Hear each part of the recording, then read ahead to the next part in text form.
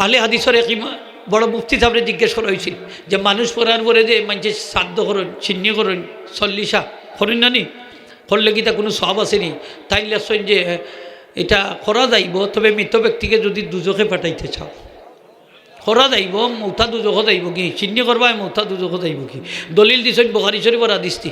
সেই হাদিস আনছেন ইন্নাল মাইয়িতা ইউআযাবু বিবুকাই আহলি বিমানিহা আলাই, মানে মৃত ব্যক্তির কবর আযাব হইব।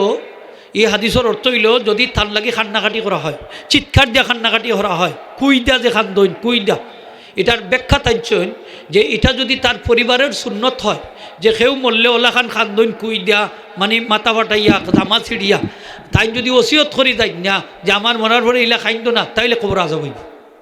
বুঝাইতাম পারছি নি?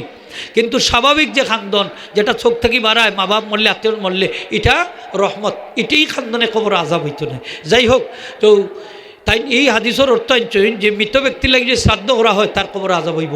বিমা নিহা আলাইহির অর্থ হইল মৃত ব্যক্তির লাগে যদি চিৎকার করে ক্রন্দন করা হয়, তাইলে এটার অর্থ শ্রাদ্ধর অর্থ তুলাটা সম্পূর্ণ বেমানান অযৌক্তিক, এটা সম্পূর্ণ বাহিরে থাকি একটা অর্থ আমদানি করা হয়েছে। নাউজুবিল্লাহ। এটার অর্থ হইল খান্দন যদি চিৎকার করি, খান্দন যদি মাধ্যম করি, অথবা মাথা বাটাইয়া খান্দন, জামা ছিড়িয়া খান্দন, এখানে জিয়াফতর কথা আইলে হয়ে থাকে।